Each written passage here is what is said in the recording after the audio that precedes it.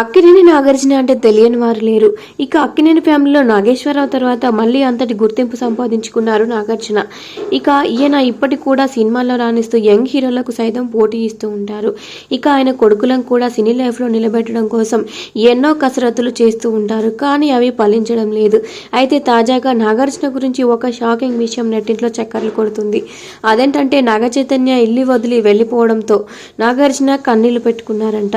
ఇక ఆయన కన్నీళ్లు పెట్టుకున్నారు అంటే అది ఇప్పటి విషయం కూడా కాదు. నాగచైతన్య చిన్నతనంలో నాగార్జున అమలకి పెళ్లి కాకముందు నాగార్జున రామనాయుడు కూతురు లక్ష్మిని పెళ్లి చేసుకున్నాడు.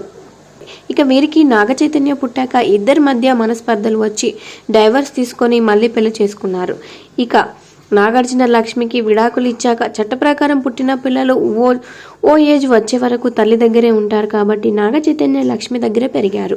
అయితే సమ్మర్లో మాత్రం నాగార్జున దగ్గరికి వచ్చేవారంట. ఆ సమయంలో నాగార్జున తన కొడుకు రావడంతో ఎంతగానో సంతోషించేవారంట. అంతేకాదు నాగచైతన్యకి ఏమేమి ఇష్టమో అవన్నీ క్షణాల్లో ఇచ్చేవారంట. ఇక నాగచైతన్య వస్తే అఖిల్ కూడా చాలా హ్యాపీగా ఫీల్ అయ్యేవాడంట. అన్నయ్య అంటూ మొత్తం చైతన్య చుట్టే తిరిగేవాడంట. ఇక అలా ఇద్దరు ఎంతో హ్యాపీగా ఉండేవారట. ఇక నాగార్జునకి కూడా కొడుకు వచ్చిన సమయంలో ఎంతో సంతోషంగా ఉండేదంట. కానీ సమ్మర్ అయిపోయి మళ్ళీ నాగచైతన్య లక్ష్మి దగ్గరికి వెళ్ళే సమయంలో చైతు తనకు సంబంధించిన వస్తువులన్నీ బ్యాగ్లో సర్దుకుంటున్న సమయంలో నాగార్జున చాలా బాధపడిపోయేవారంట. తన మనసులో అంత బాధ పెట్టుకొని లోపల ఎంతగానో ఏడ్చేసేవారంట. అంతేకాదు నాగచైతన్య బట్టలన్నీ బ్యాగ్లో పెట్టుకొని కారెక్కి వెళ్ళిపోయాక ఇంట్లో తన బెడ్రూమ్లో కూర్చొని వెక్కి వెక్కి ఏడ్చేవారంట నాగార్జున.